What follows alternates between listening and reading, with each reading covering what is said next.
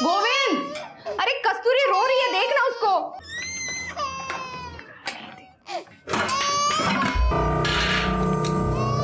चावल तो खत्म था ही, आटा भी खत्म हो गया। रोटी कैसे बनाओ?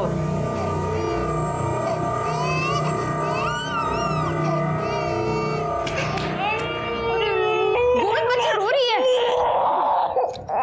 आटा खत्म हो गया।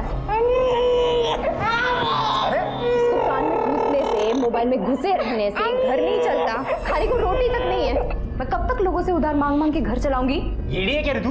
हाँ, क्या तो चिल्ला रही बेटी के सामने? तेरे को भी पता ना मैं काम ढूंढ रहा हूँ। हाँ, अब नहीं मिल रहा तो मैं क्या करूँ? किससे काम मिलेगा तेरे को? तू जा अपना काम कर, जा। घर में खाना नहीं बोल के मेरा दिमाग मत खा। जा अपना काम कर। कैसा बेशर्म आदमी है, इसको तो किसी बात पे फर्क ही नहीं पड़ता। कसूर उसका नहीं, मेरा ही है। साली मेरी ही किस्मत फूटी है।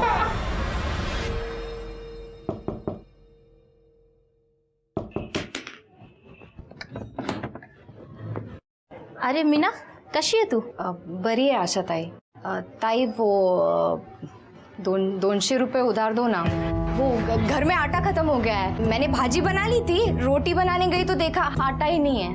वो पुराने वाला उधार याद है मेरे को, मैं वो डायरी में लिख के रखी है। गोविंद को नौकरी लगेगी ना तो एक साथ सब लौटा देगी। पर वो अभी 200 रुपये मिल जाते तो ताई। मेरे पास भी कहाँ रहते हैं हमेशा। खैर तू यहीं रुक, मैं देखती हूँ कितना दे सकती हूँ।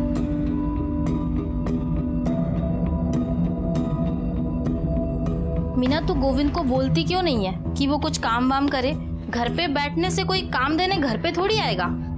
हाँ ताई, वो उसका दोस्त बोल रहा था, उसने भी बोला कि 2-4 दिन में काम मिल जाएगा उसको। ले ये पकड़, ये 200 है, पहले के 800, 1000 हो गए। होता ही। मैं लौटा देगी आपको सब। शेख से बात की है मैंने, तेरे को ना मुंबई जाना पड़ेगा पार्सल लेके। क्या? हाँ, 2-4 दिन का काम होगा। अगर तू सब काम ठीक किया तो तेरी नौकरी पक्की समझ। लेकिन मुंबई अब भी जाना पड़ेगा ना, तो भी जाओ, क्योंकि काम तो चाहिए। घर कैसे चलेगा? कौन कब तक हम लोगों को उधार देगा? जगदीश भाऊ, मैं तो कहती हूँ ना, आप भी इनके साथ जाओ। पता नहीं अकेले काम ढूंढेंगे या नहीं। क्या है? भाभी बहुत भड़की हुई है। ये खाली है क्या तेरी? बिल्कुल। वैसे एक और काम है, उधर से पैसा भी जल्दी मिलेगा। कौन सा? देख, तू तो जानता ही है मैं जिस बंगले की देखभाल करता हूँ, मेरा सेठ दुबई रहता है। उसे हफ्ते में एक बार साफ सफाई के लिए काम करने वाले की जरूरत है।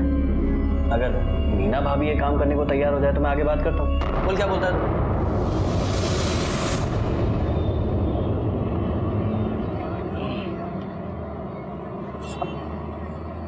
क्या काम पकड़ा है तूने? ज्यादा कुछ नहीं है ताई, हफ्ते में एक दिन वो बंगले की साफ सफाई करनी है। अभी जाती हूँ और शाम को वापस आ जाऊंगी। ताई ये रो रही है, इसको थोड़ा खाना दे देना, ठीक है? इसमें इसका खाना है, दूध है, सब कुछ है। आप इसको संभाल लेना, शाम तक मैं आती हूँ। इसका टेंशन मत करिए, घर पे ही है। कस्तूरी और मैं बहुत मजे करेंगे। तू जा काम कर।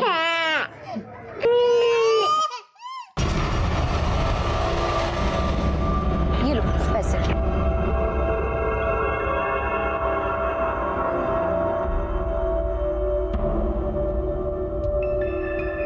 अरे बाप रे बाप, कितना बड़ा घर है ये।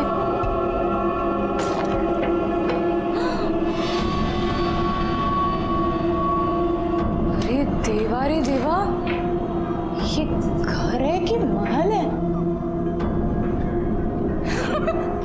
मस्त है।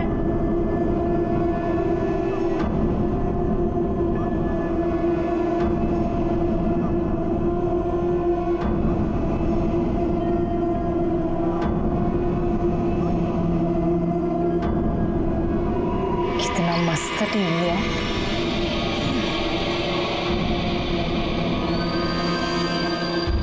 मीना, येड़ी है का तू? ये सब देखने में टाइम निकल जाएगा तो काम कब करेगी?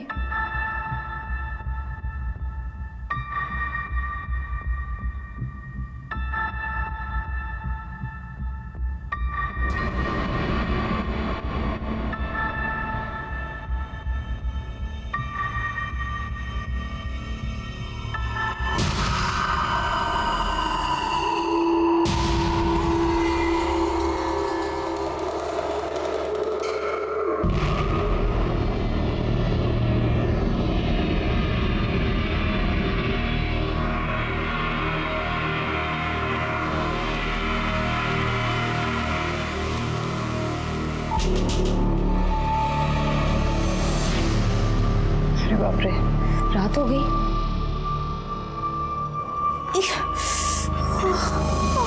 सिर भी दुख रहा है।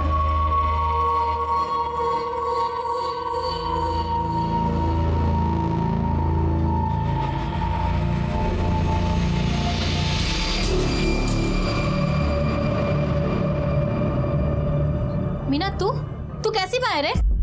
तेरे को कुछ शर्म वरम है या नहीं है?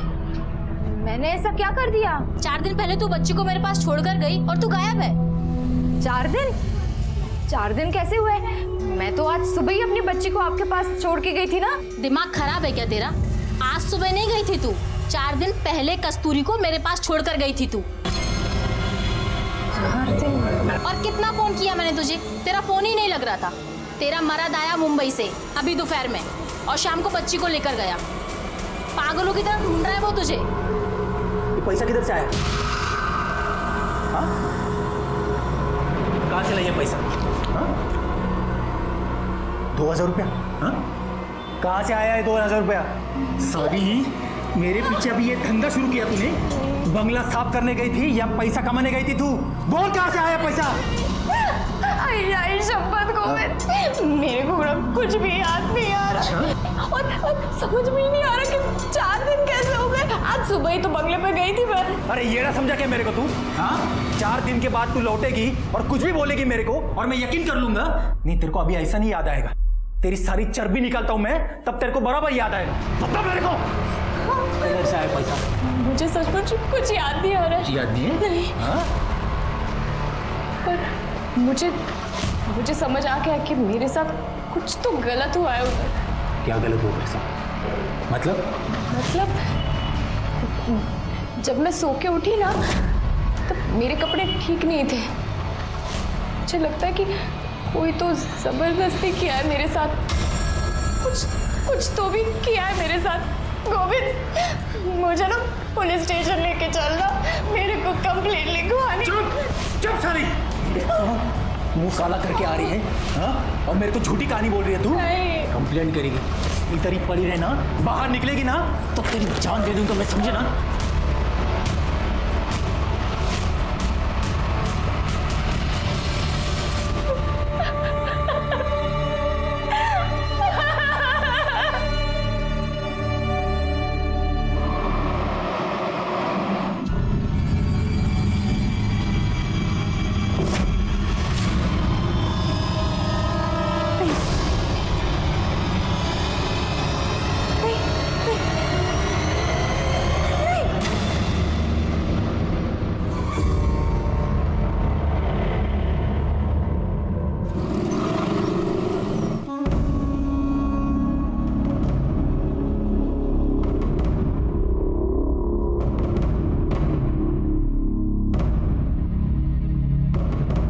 होत आहे, थांबा. कुठे चाललात?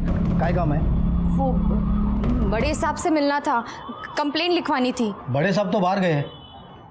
आइए, मेरे को बोलिए कंप्लेंट। आइए, मैं लिखता हूँ। नहीं, बड़े साहब से ही मिलना है। क्या है ताई, बड़े साहब केस के सिलसिले में बाहर गए हैं, उनको आने में टाइम लगेगा। नहीं, बट उनसे ही मिलना था, मेरे को तो उनसे ही मिलना था। ठीक आहे, तुम्ही तिथे बसून वाट बघा. चलो चलो साइड हटो, हटिए, चलो चला पीछे चला. पाटिल, बॉडी को सीधा करो.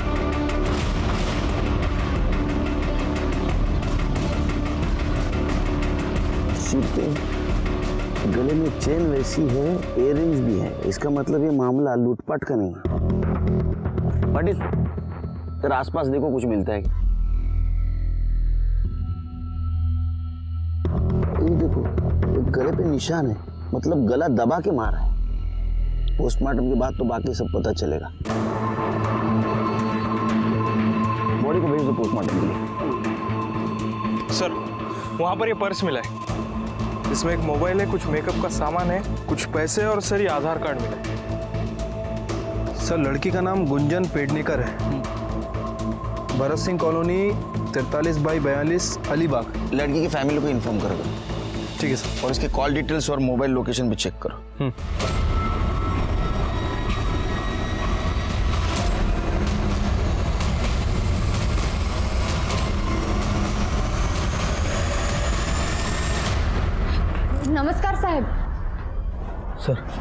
ये औरत कंप्लेंट लिखवाना चाहती है। वो क्या मुहूर्त वक्त है, लिहून गया। जी सर, मैंने उनको बोला कि मैं कंप्लेंट लिखवा दूँ, पर वो आपका इंतज़ार कर रहे हैं, आपको ही मिलना चाह रहे हैं। हाँ बताइए, क्या कंप्लेंट है आपकी?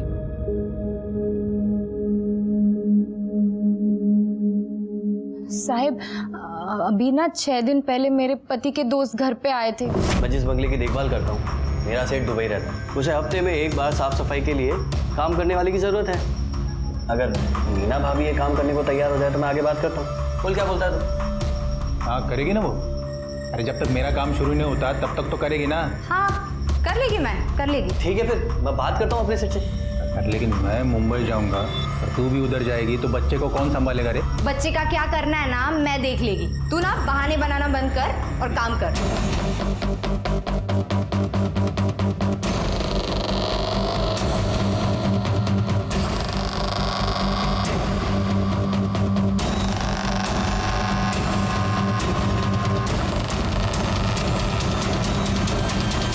आज सुबह नहीं गई थी तू? 4 दिन पहले कस्तूरी को मेरे पास छोड़कर गई थी तू। कहाँ से आया है 2000 रुपया? मेरे को कोई सुई लगाया था, कोई लाल कमीज वाला आदमी था, उसका चेहरा याद नहीं मेरे को, और एक खाकी वर्दी कोई तो आदमी था उसके साथ। साहब मुझे ऐसा लगता है कि मेरे साथ जबरदस्ती की गई है साहब।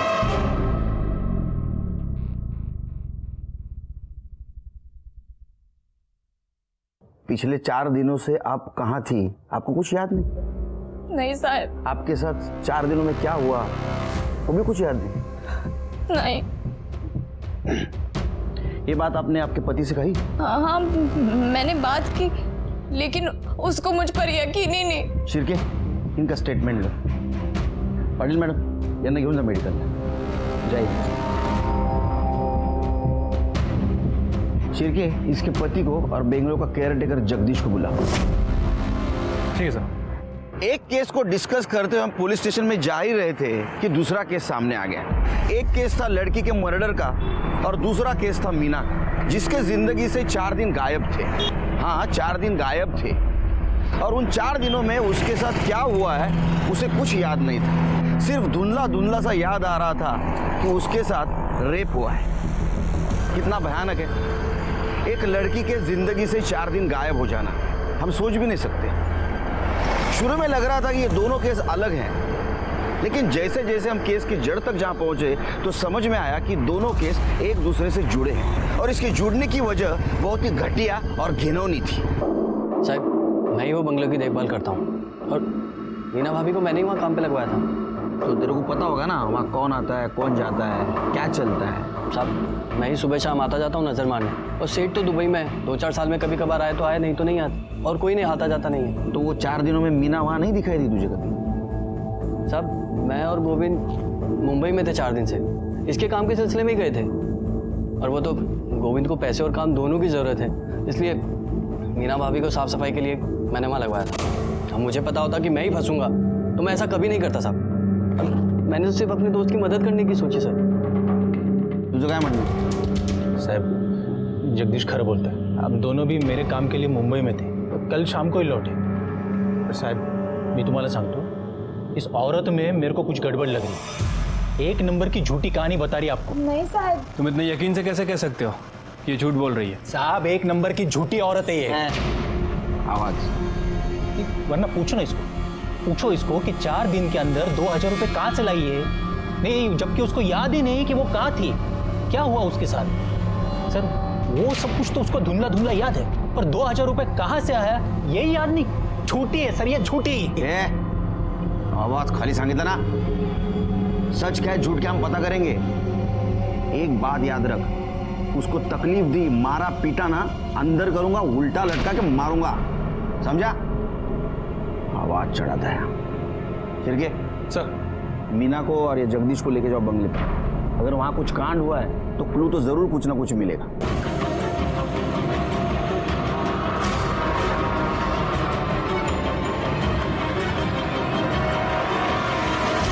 सर, अंदर कुछ नहीं मिला।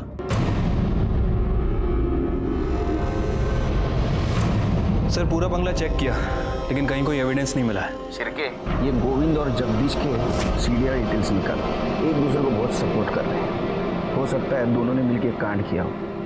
ठीक है सर। सर, जंगल में हमें जिस लड़की की लाश मिली थी गुंजन, उसके पेरेंट्स आए। भेज दो।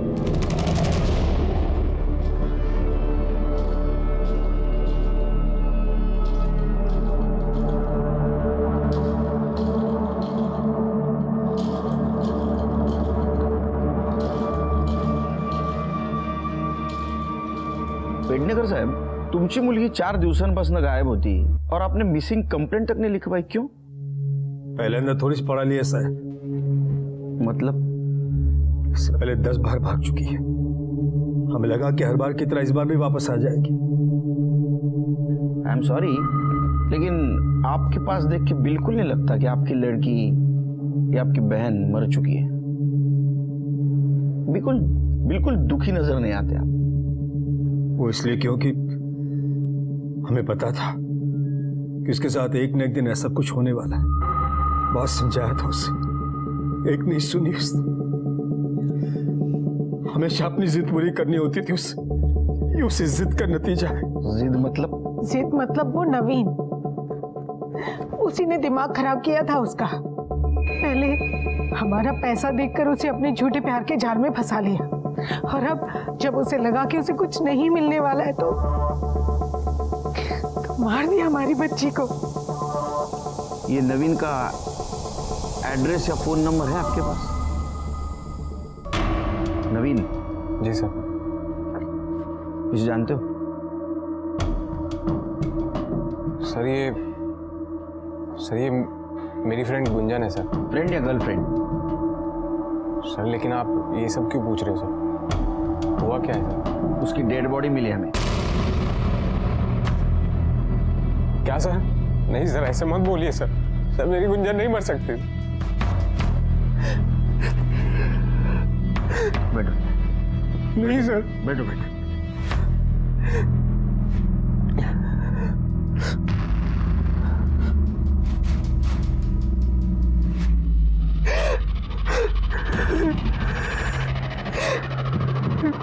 अब ये सब बातें छोड़ो, अब सच सच बताओ, गुंजन के बारे में क्या जानते हो?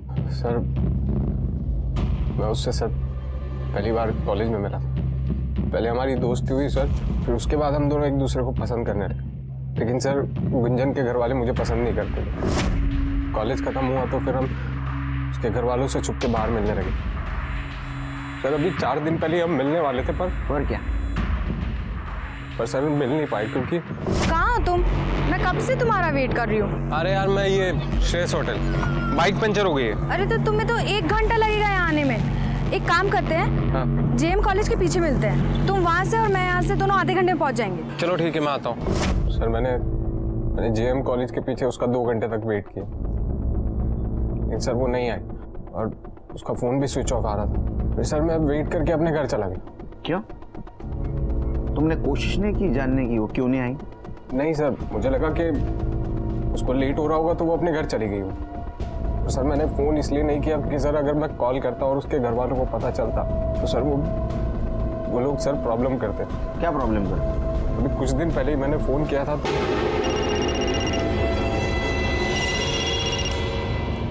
डार्लिंग तुम 2 मिनट और फ़ोन ना उठाती ना तो मेरी जान निकल जाती। जान तो मैं वैसे भी तुम्हारी ले लूंगा अगर गुंजन का पीछा नहीं छोड़ा तो। जानते हो तुम मुझे?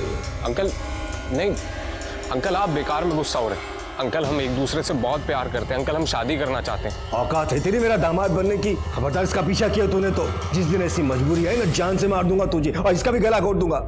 उस दिन के बाद वो जब भी घर पर होती थी तो मैं उसको फ़ोन नहीं करता। ठीक है, तुम जाओ। जी सर। केस सॉल्व होने तक शहर से बाहर नहीं जाने का। जी सर। शिरके सर ये गुंजन के फैमिली के कॉल रिकॉर्ड और मोबाइल लोकेशन चेक करो। गला दबा के मारने की धमकी शायद उन्होंने सच की हो। तो ये नवीन पे ध्यान रखो।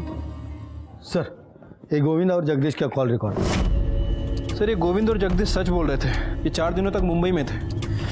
जिस दिन मीना बंगले पे गई और जिस दिन वो वापस आई उस दौरान ही वहीं थे।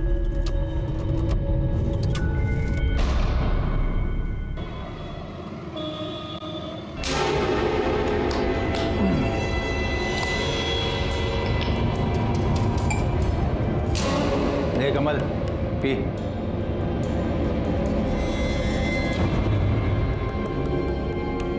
क्या देख रही? हाँ, तेरे च पैसे की 2000 रुपये कमा के लाई ना तू, तेरे च पैसे की दारू। चल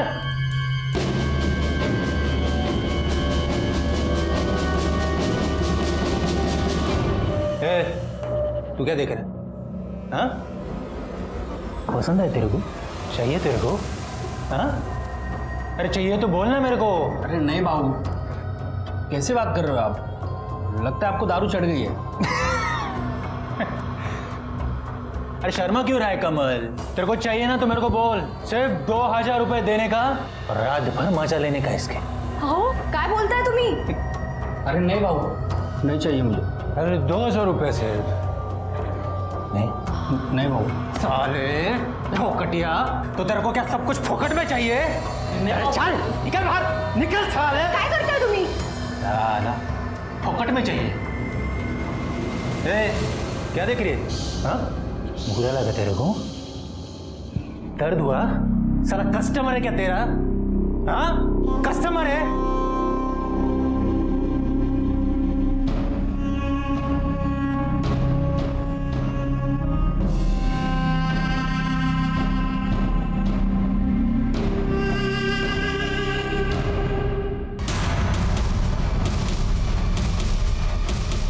नवीन और गुंजन के रिलेशनशिप से आपको क्या प्रॉब्लम थी? यही कि ना वो हमारी जात का था ना औकात का। हम गुंजन के लिए अपनी बराबरी का लड़का चाहते, लेकिन वो 2 टके के लड़के के चक्कर में फंसी थी। इसलिए आपने उसे गला घोट के मारने की धमकी दी। जब मारना होता तो अपनी बेटी को क्यों मारता? उस नवीन को मार देते। उससे में माँ बाप हजारों बातें अपने बच्चे से बोल देते। इसका मतलब ये नहीं कि वो सचमुच उनका बुरा चाहते। ठीक है, जरूरत पड़ी तो पुलिस स्टेशन बुलाऊंगा। सर, आपको नहीं लग रहा है मोहन गुंजन के लिए दुखी होने का नाटक कर रहा है? कर भी रहा होगा, लेकिन अभी हम कुछ नहीं कर सकते क्योंकि हमारे पास कोई सबूत नहीं उनके खिलाफ। नजर रखो इन पे। अगर गुंजन का खून इन्होंने किया है तो कोई ना कोई गलती जरूर करेंगे। सर, गुंजन की पोस्टमार्टम रिपोर्ट आ गई है। पढ़ो। सर, पोस्टमार्टम रिपोर्ट के मुताबिक उसकी मौत 10 जून 4 बजे से 6 बजे के बीच में हुई है। मौत उसकी गला दबाने की वजह से हुई है, लेकिन सर उसके गले पे कोई फिंगरप्रिंट नहीं मिला।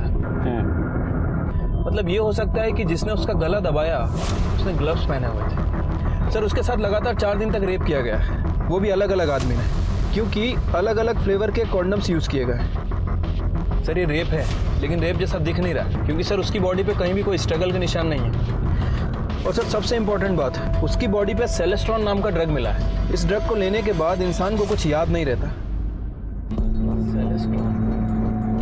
सर, इसी तरह का ड्रग हमें मीना की मेडिकल रिपोर्ट में ही मिला था, इसीलिए शायद उसे भी कुछ याद नहीं था कि वो 4 दिन तक कहाँ थी और उसके साथ क्या हुआ। श्री कुछ समझ में नहीं आ रहा है। ये गुंजन 4 दिन गायब थी, मीना भी 4 दिन गायब थी। गुंजन को ड्रग दिया गया था, मीना को भी ड्रग दिया गया था। गुंजन के साथ 4 लोगों ने रेप किया था और मीना को जितना याद है उसका कहना है कि 2 जन थे। फर्क सिर्फ इतना है, गुंजन को मार दिया और मीना को जिंदा छोड़ा। क्यों, ये पता चल जाएगा। लेकिन ये बात तो साफ है कि इन दोनों केस का आपस में कुछ ना कुछ कनेक्शन है, और ये कनेक्शन क्या है ये हमें सिर्फ मीना बता सकती है। इस केस में हम जैसे जैसे आगे बढ़ रहे थे, कंफ्यूजन और सॉल्यूशन दोनों साथ चल रहे थे। दोनों केस का आपस में कनेक्शन था, लेकिन विक्टिम की परिस्थितियों को देखा जाए तो कनेक्शन नहीं लग रहा था। हाँ, ये बात तो सच थी कि गोविंद का इसमें कोई हाथ नहीं था, वो तो मेल मेंटेलिटी का शिकार था, और इसीलिए मीना की बात साबित होने के बावजूद भी उसे सहारा देने के बजाय वो उससे नफरत कर रहा था। एक बात समझ में नहीं आ रही थी, मीना और गुंजन इन दोनों को ड्रग देके 4 दिन तक किसने रेप किया, गुंजन को क्यों मारा और मीना को क्यों जिंदा छोड़ा? नहीं, उसको बोलो जल्दी काम करे। वो बहुत इतना ढीला करेगा ना तो मेरा काफी नुकसान हो जाएगा यार। This is not right. He has to be prompt. I don't want to remind you again.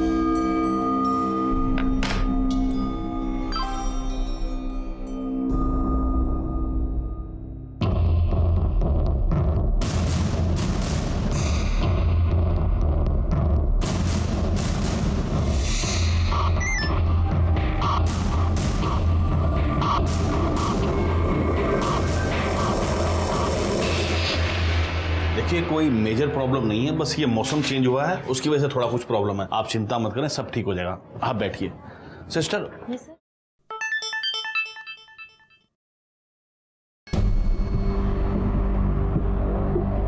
देखो मेरा काम था एडवाइस देना, वो मैंने दे दी है कि अभी शेयर बेचने का नहीं खरीदने का टाइम।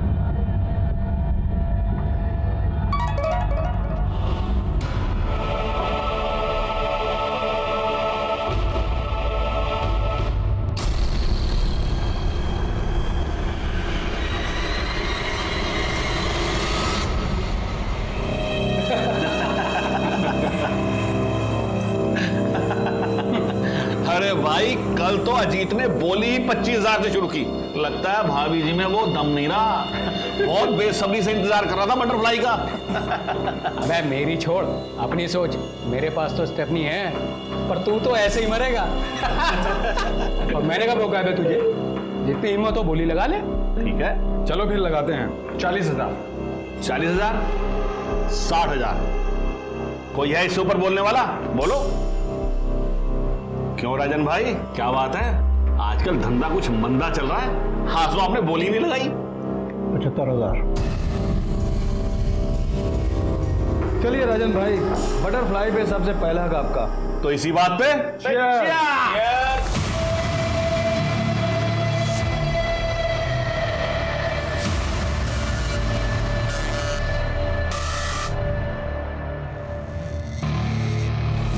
रास्ता साफ है ना? कोई दिक्कत तो नहीं? आज तक अभी हुई है?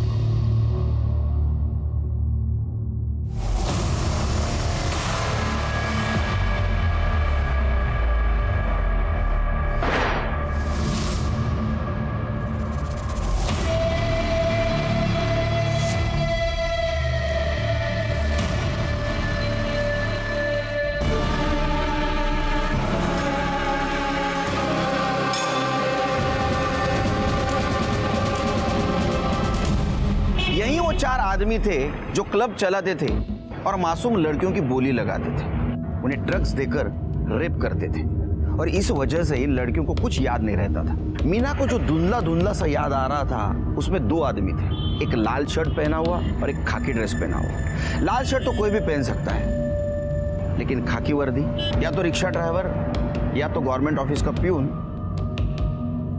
या तो हमारे डिपार्टमेंट का आदमी। कौन हो सकता है और उसने ऐसा क्यों किया, ये सोच के मेरा सर चकरा रहा था। सर नवीन के बयान के मुताबिक नवीन खड़ा था श्रेयस होटल के पास और गुंजन थी सिविल हॉस्पिटल के पास। नवीन ने गुंजन को कॉल करके जेएम कॉलेज के पीछे बुलाया। जेएम कॉलेज के पीछे मिलते हैं, तुम वहां से और मैं यहाँ से, दोनों आधे घंटे में पहुंच जाएंगे। सर अब सिविल हॉस्पिटल से जेएम कॉलेज के पीछे पहुंचने में लगभग आधा घंटा लगता है, वो भी तब जब खुद का व्हीकल हो, लेकिन गुंजन के पास कोई व्हीकल नहीं है। मतलब गुंजन ने जेएम कॉलेज पहुंचने के लिए किसी ऑटो का इस्तेमाल किया होगा। सर गुंजन के कॉल रिकॉर्ड के हिसाब से गुंजन ने नवीन से 10 मिनट बात की और उसके बाद उसका फ़ोन स्विच ऑफ हो गया। मतलब ये गुंजन जेएम कॉलेज के लिए निकली तो थी, लेकिन वहाँ पहुँची नहीं। कहाँ गई होगी सर? शिरके, इस रूट पे कितने रिक्शा चलते हैं देखो, उनके ड्राइवर कौन है आरटीओ से पता करो, और हाँ इस मीना से क्रॉस वेरीफाई करो, देखो किसी ड्राइवर को पहचानती है क्या जिसने उसे बंगले तक छोड़ा था, क्योंकि गुंजन और मीना की केस हिस्ट्री ऑलमोस्ट सेम है। ठीक है सर। सर गुंजन का बॉयफ्रेंड नवीन आपसे मिलना चाहता है। बोला, तुम्हें इतने दिनों के बाद याद आया कि गुंजन के मर्डर में उसके फैमिली का हाथ हो सकता है?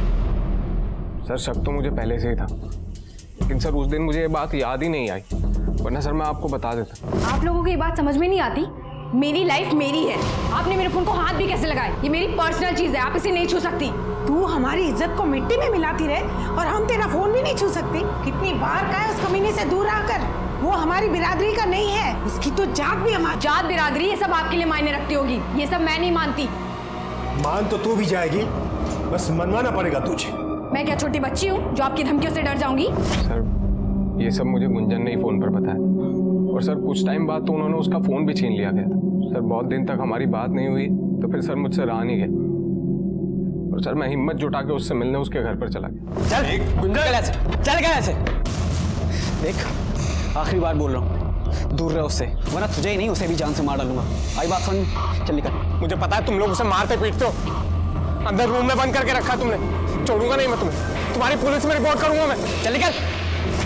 सर वो लोग बहुत पुराने ख्यालों के लोग, वो लोग जात बिरादरी के नाम पर सर कुछ भी कर सकते हैं। सर मुझे पक्का यकीन है कि उन्होंने ही मेरी गुंजन को मारा।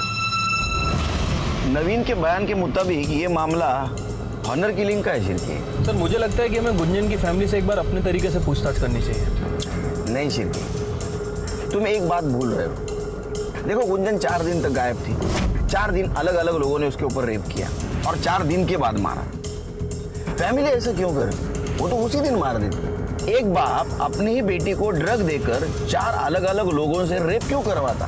देखो शिरके, मीना और गुंजन का केस सेम है, लेकिन मीना का गुंजन की फैमिली से कोई कनेक्शन नहीं। इसका मतलब इसमें कोई और इन्वॉल्व है। पर हमें ये तभी पता चल सकता है जब हमें ये पता लगेगा कि गुंजन जिस ऑटो में गई थी जेएम कॉलेज के पीछे, वो ऑटो किसका था। सर आरटीओ से लिस्ट आ गई है। सर ऐसे 70 ऑटो हैं जो इस एरिया में रजिस्टर्ड हैं। मतलब हो सकता है कि 70 से 90 ऑटो उस रूट पर चलते होंगे। सर इनमें से ये एक ऑटो है जो उस वक्त वहाँ से गुजरा था। यहाँ पे गुंजन का फ़ोन भी स्विच ऑफ हुआ था। और सर इसके ड्राइवर की लोकेशन मर्डर स्पॉट से भी मैच करती है। क्या नाम है इस ड्राइवर का? सर राम ज्ञानी मिश्रा। लेके आओ उसको।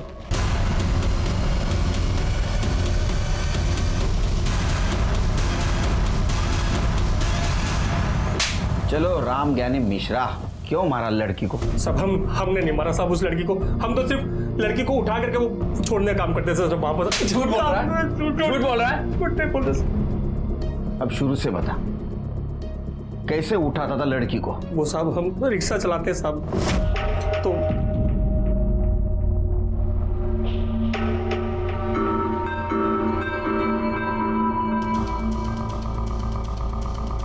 ए लैला मजनू, क्या हो रहा है इधर? ये पब्लिक प्लेस है, माहिती है ना? ये सब अलाउड नहीं इधर। सर बैठे थे हम लोग बस यहाँ पर। बैठे थे? मेरे को शेंडी लगाता है? तुम लोग में इसको बैठना बोलते क्या रे? हाँ सर जा रहे हैं हम लोग। घर वाले का नंबर दे। सर जा रहे हैं ना सर। नंबर दे बोला ना। Sir sorry sir. ये बाइक तेरा है? हाँ सर। चल निकल। किधर? ये लड़की इधर रुक। तू अकेला जा रहे? लेकिन सर अकेला जा बोला ना, नहीं तो रास्ते में वापस लैला मजनूगिरी करोगे तुम लोग। निकल चले निक। किधर रहती तू? यही सर पास में। इधर इधर किधर? ओ यमुना नगर। ए रिक्शा, चल बैठो। ए रिक्शा, ये लड़की को सीधा उसका घर पे छोड़ने का, बीच में इसका हीरो मिलने का कोशिश करेगा बाइक पे, मिलने देने का नहीं। क्या समझा ना? ठीक है सर। तो घर पे जाने का सीधा, समझा ना? चल।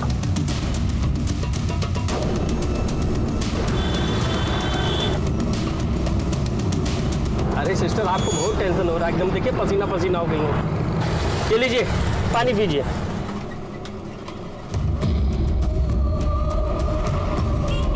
आराम से पानी पीजिए।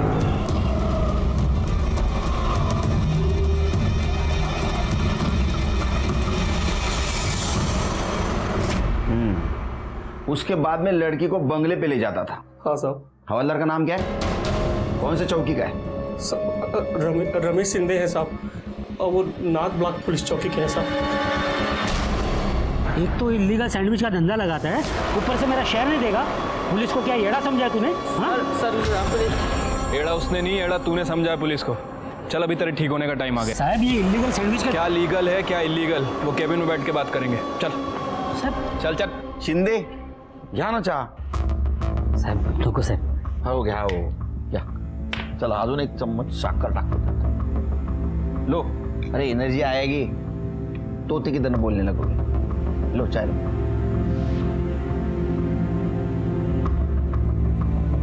आ गई एनर्जी, बोलो। बुलवाना पड़ेगा। शिरके चलो इनका स्वागत करो। शिकायत का मौका नहीं मिलना चाहिए। हो साहब। सब सब सब मारू नका साहब। रिक्शा वाले मिश्रा ने जहां लड़की को छोड़ा था वहीं तुम्हारा मोबाइल लोकेशन मिला है। आधी कहानी उसने बताई, आगे वाले तुम बताओ। साहब वो रिक्शा वाला एकदम झूठा है साहब। उसको रूल तोड़ते हुए पकड़ा ना मैंने बहुत बार, इसलिए खुन्नस निकाला है साहब। फंसाने की कोशिश कर रहा है मेरे को। अरे पुलिस वाला है शिरके, सबूत मांगेगा वो। हाँ पाटिल मैडम, सबूत लेके आओ।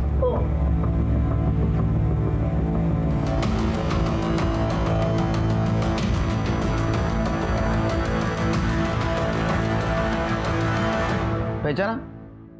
इसने पहचाना तेरे को? तू कबूल कर ना कर, मेरे लिए इतना सबूत काफी है। शिरके, इसके खिलाफ ज्यादा से ज्यादा चार्ज लगा, इसके घर वाले भी इसकी शक्ल भूल जाए। साहब, इसके ऊपर मैंने जबरदस्ती किया था साहब, लेकिन मैं उसको बंगले पे नहीं लेके गया था साहब। ये लड़की मेरे को खुद बंगले में बेहोशी की हालत में मिली साहब। साहब, ये काम मैं अपने लिए नहीं करता हूँ साहब, कुछ बड़े लोग हैं उनके लिए करता हूँ साहब। कुत्रिया हलकट, तूने मेरी जिंदगी बर्बाद कर दी। मैं तेरे को नहीं छोड़ेगी, तेरे को मार डालेगी तेरे को। कुत्रिया, मार डालेगी मैं तेरे को। कैसा पुलिस वाला है रे तू? हाँ, वो बेहोश थी, कैसे पहचानेगी तेरे को? मैंने अपना नाटक किया और तूने कबूल कर लिया। चल बता, अब इसमें कौन कौन शामिल है वो बता। साहब, वो बड़े लोग हैं, पैसे वाले लोग हैं साहब। मैं उनके लिए लड़की सप्लाई करने का काम करता था। शिरकी, इसके बड़े और पैसे वाले लोगों को लेके आओ इधर। ठीक है सर। डिपार्टमेंटचं नाव खराब करून टाकलं तू।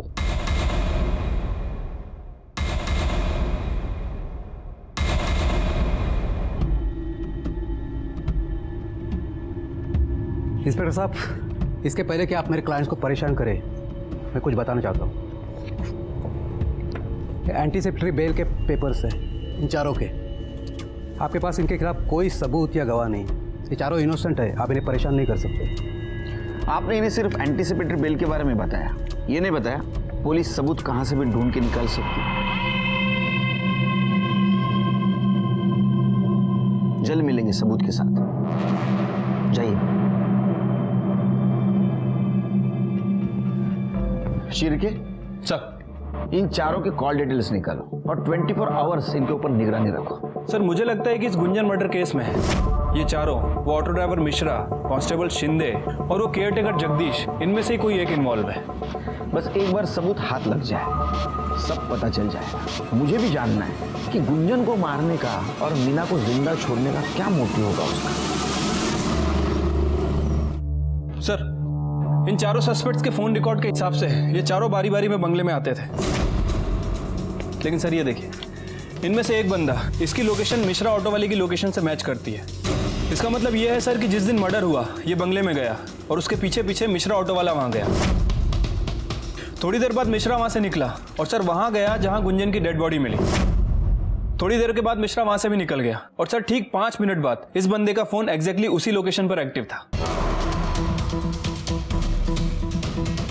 लेकिन मिश्रा ने हमसे बात क्यों छुपाई कि वो मर्डर वाली जगह गया था और मिश्रा के पीछे ये गया? हमारा टारगेट यही है। Let's go.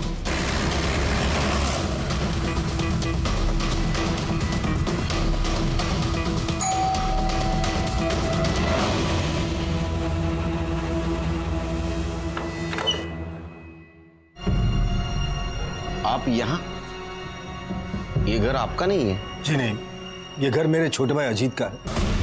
कल उसने गुंजन की आत्मा की शांति के लिए हवन रखा था, इसलिए आए थे। पर आप लोग यहाँ? हमने अजीत की आत्मा की शांति के लिए हवन रखा है, बुलाएंगे उसे।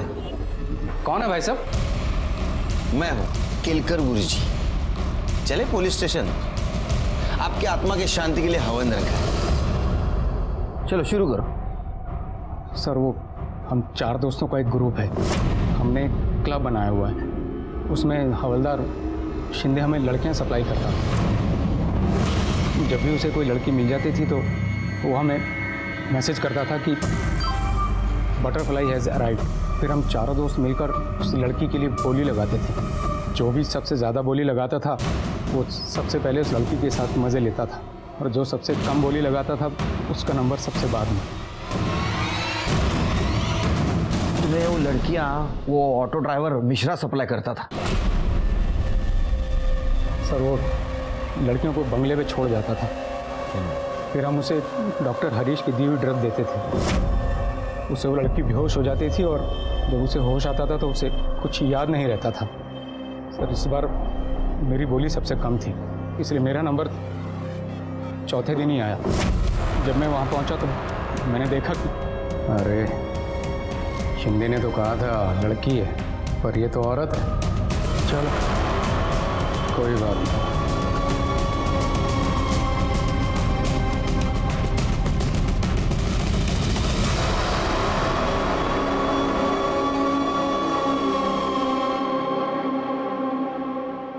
प्लीज मेरी हेल्प करो, प्लीज मेरी हेल्प करो,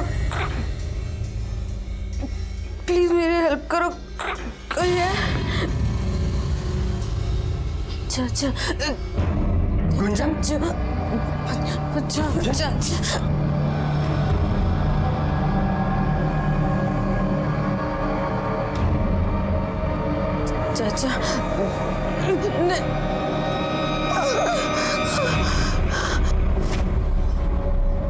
तुमने अपने भतीजे के साथ वही किया जो उन तीनों ने किया? नहीं सर, वो मेरी भतीजी थी, मेरी बेटी जैसी। अरे फिर तेरे बेटी जैसी भतीजी को इंजेक्शन क्यों दिया? उसने मुझे पहचान लिया था और मुझे डर था कि कहीं वो मेरे बारे में किसी को बता ना दे। फिर मैंने ऑटो वाले मिश्रा को बुलाया और उसे कहा कि गुंजन को जंगल में कहीं छोड़ आए।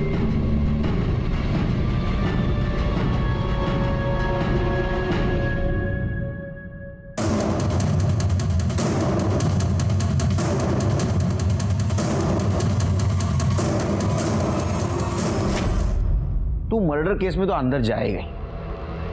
एक बात बता, तुझे गोली लगाता था 40,000 60,000, ये पैसा जाता कहाँ था? तुम्हारा बॉस कौन है? सर हमारा कोई बॉस नहीं है, हमारा ये सारा पैसा केयर टेकर जगदीश को जाता था। नजर रखना, मैं आता हूँ। शिर्के सर, इसके तीनों साथियों को जेल में डालो और वो जगदीश किसी भी हालत में मुझे यहाँ चाहिए। ठीक है सर।